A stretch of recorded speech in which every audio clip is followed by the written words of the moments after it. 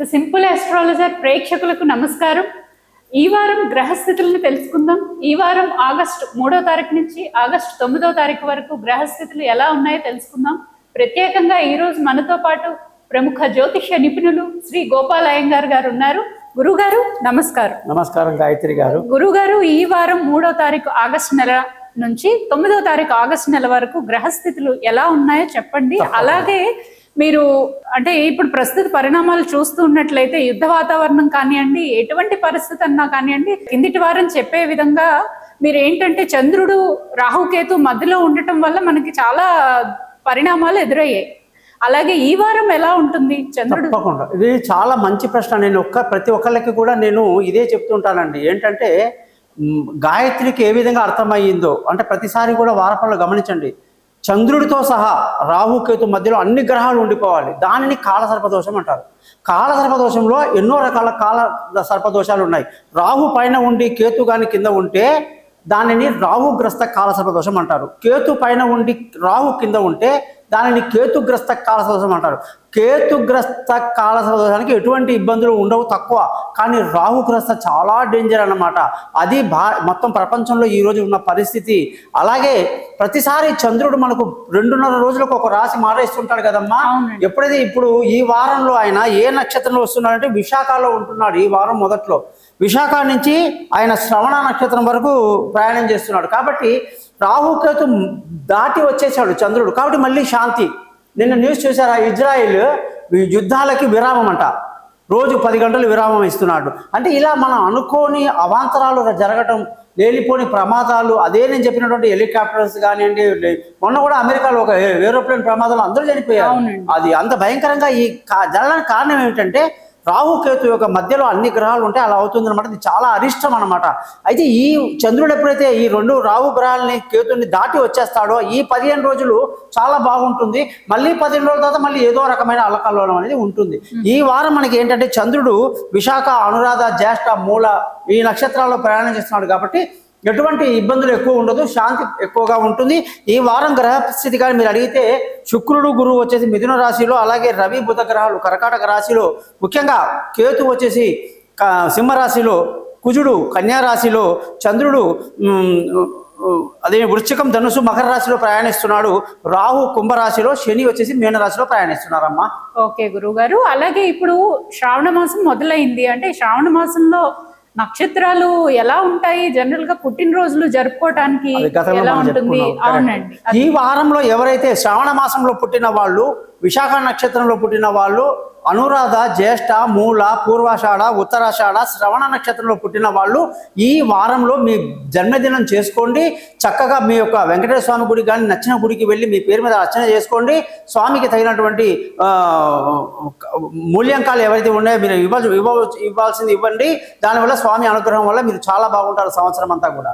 Okay గురువు గారు. అలాగే జనరల్ గా అసలు మిమ్మల్ని జ్యోతిష్య పరంగా కలవాలి అనుకుంటే ఎలా కలవాలి, ఎలా అప్రోచ్ అవ్వాలి? జనరల్ గా అమ్మ చాలా మంది డైరెక్ట్ గా కలుస్తుంటారు. డైరెక్ట్ గా కలిసి మాట్లాడితేనే ఒక తృప్తి కొందరికి. కానీ 90% అమ్మ అన్ని ఆన్లైనే, గ్లోబల్ అనమాట. మొత్తం ఎక్కువగా మనకు అమెరికా కంట్రీస్ నుంచి, అమెరికా స్టేట్లో ఉన్న 51 స్టేట్లు, అన్ని ఆస్ట్రేలియా, యూరోప్ కంట్రీస్ చాలా కాల్స్ వస్తుంటాయి.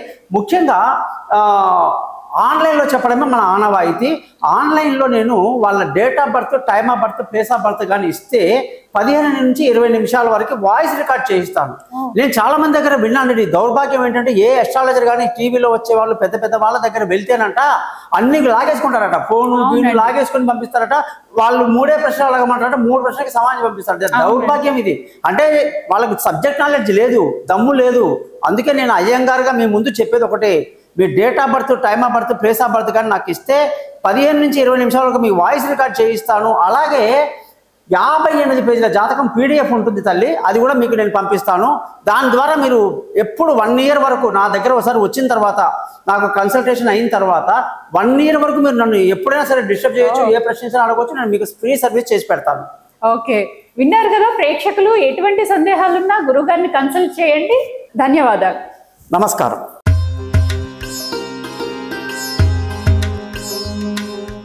ద సింపుల్ ఆస్ట్రాలజర్ ప్రేక్షకులకు నమస్కారం.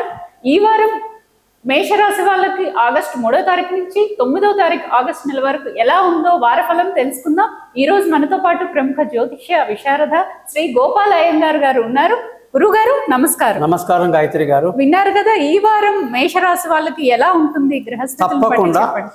ఈ వారంలో ఈ యొక్క మేషరాశి వాళ్ళకి గ్రహస్థితిని బట్టి వీళ్ళ స్వభావంలో అనేక మార్పులు కనిపిస్తున్నాయి. అంటే పాజిటివ్ ఎనర్జీ తక్కువగా ఉంటుంది, మొండితనం తగ్గించుకోవాలి, నెగిటివ్ ఆలోచనలు తగ్గించుకోవాలి, పాజిటివ్ ఎనర్జీ బాగా పెంచుకోవాలి. ఏదైనా సరే విన్నా కూడా ఏది చేసినా కూడా ఏదో దాంట్లో నెగిటివిటీ కనబడుతుంది కానీ పాజిటివ్ కనిపించని పరిస్థితి ఈ వారం ఉంది. కాబట్టి ఈ రాశి వాళ్ళు ఈ వారంలో ఏ పని చేసినా 1-2 సార్లు ఆలోచించి చేస్తే ఈ వారం అంతా బాగుంటుందమ్మా.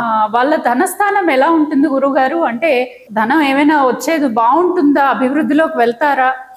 ఈ వారం శుక్ర గ్రహ స్థితిని బట్టి వీళ్ళ ధనస్థానం అస్సలు బాగాలేదు. సమయానికి డబ్బు రాకపోవటం, చికాకులు ఎక్కువ. మన యాటిట్యూడ్ ఒక కారణమైతే గ్రహస్థితులు కూడా ధనస్థానానికి అనుకూలంగా లేదు. దీంతోపాటు పిల్లల చదువు విషయంలో కానివ్వండి లేదా కుటుంబంలో ప్రశాంతత కానివ్వండి కూడా చాలా తక్కువ ఉంటుంది తల్లి.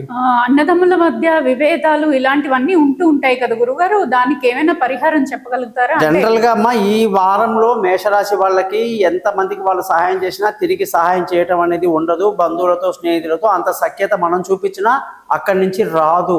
కాబట్టి అలాంటి ఎక్కువ విషయాలు మనం ఇన్వాల్వ్ అవ్వకపోవడం మంచిది.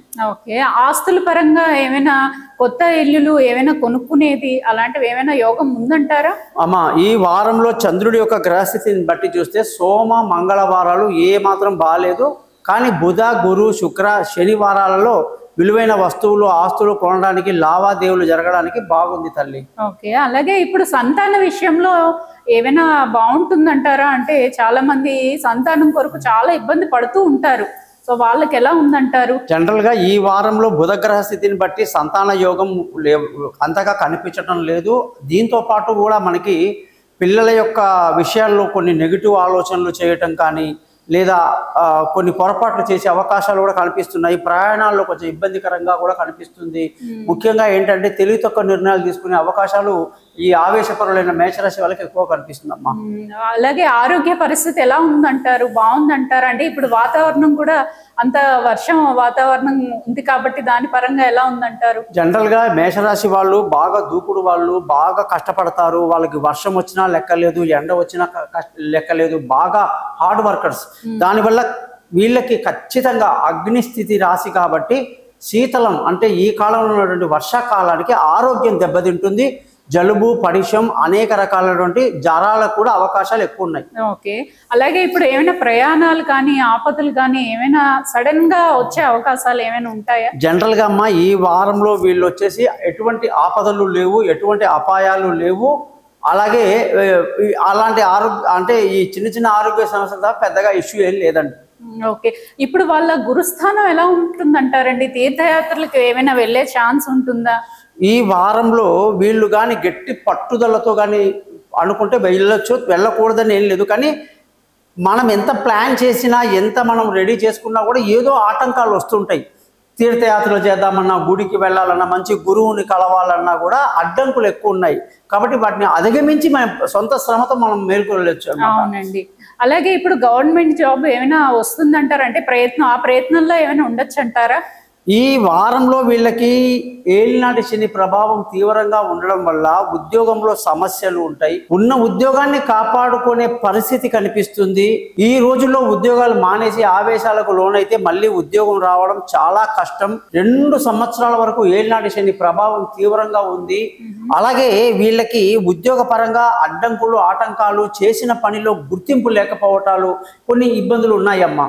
ఓకే, ఇప్పుడు కొత్త వ్యాపారాలు ఏమైనా మొదలు పెట్టచ్చు అంటారా? లేకపోతే వ్యాపారం ఏమైనా అభివృద్ధి చేసే ఛాన్స్? ఇప్పుడు నేనైతే ఒకటే మాట అంట, ఇది లాంగ్ జర్నీ కాబట్టి ఏలినాటి శని 2 సంవత్సరాలు ఉంటుంది కాబట్టి ప్రతి ఒక్క మేషరాశి వాళ్ళకి నేను చెప్పేది ఒకటే, మీరు కానీ సొంతంగా మీ పేరు మీద ఏదైనా వ్యాపారం చేస్తుంటే దాన్ని మీ భార్య పేరు మీద మార్చడం కానీ లేదా ఇతరుల మీద పార్ట్నర్షిప్లో మార్చుకోవడం మంచిది. తొందరపాటు పడి మీ పేరు మీదే ఏలినాటి శని కార్యక్రమంలో మీరు వెళ్తే అనుకోని ఇబ్బందులు అంటే మెయిన్గా భార్యాభర్తల విషయం చెప్పేది ఏంటంటే భార్య మీద భర్త కానీ భర్త మీద భార్య కానీ కూడా వ్యాపారాలు చేసుకుంటే మంచిదమ్మా. చాలా బాగా చెప్పారు గురువు గారు, ధన్యవాదాలు. ఇంకొక మాట చెప్పాలి, మీరు ఇందులో ముఖ్యంగా భార్యాభర్తల విషయంలో మనం మాట్లాడలేదు. అంటే వైఫ్ అండ్ హస్బెండ్ రిలేషన్షిప్ అనేది ఎలా ఉందంటే లేనిపోని చికాకులు, గొడవలు, అనుకోని అనవసరమైనటువంటి మాటల వల్ల మనశ్శాంతి లాంటివి జరుగుతాయి అనమాట. ముఖ్యంగా మీరు ఇంకొక మాట గుర్తుపెట్టుకోవాలి, వీళ్ళకి మామూలుగా మీరు అడుగుతుంటారు ఎప్పుడు ఈ గ్రహశాంతులు ఏం చేయాలి అని. ఎట్లా అంటే కుజగ్రహానికి చేయాలి, శుక్రగ్రహానికి చేయాలి, బుధ గ్రహానికి చేయాలి, అసలు గురుగ్రహానికి చేయాలి, శని గ్రహానికి చేయాలి. మరి ఇన్ని గ్రహాలు మేషరాశి మీద ఇంత వ్యతిరేకత చూపిస్తుంది కాబట్టి ఖచ్చితంగా వాళ్ళ జాతకం బాగుంటే ఈ సమస్యలు ఏమీ ఉండవు. చాలామంది మూర్ఖంగా రాస్తుంటారు కింద కామెంట్స్, మీరు చెప్పినట్టు మాకు జరగట్లేదని.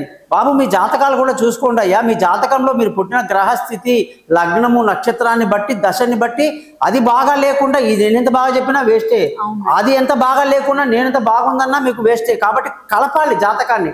దాన్ని బట్టి నేను అనేది అంటే ప్రతి మేషరాశి వాళ్ళు కూడా ఇన్ని గ్రహాలు మనకు నెగిటివ్ ఉంది కాబట్టి ఖచ్చితంగా నన్ను కాంటాక్ట్ చేస్తే నేను వాళ్ళకి తప్పకుండా పరిహారం చెప్తాను తల్లి. తప్పకుండా గురుగారు. విన్నారు కదా, మేషరాశి వాళ్ళు ఎవరు కూడా ఎటువంటి భయాలు పడద్దు, గురుగారిని కన్సల్ట్ చేయండి. ఎటువంటి సందేహాలున్నా మీరు దాని నుంచి బయటపడతారు. ధన్యవాదాలు. నమస్కారం.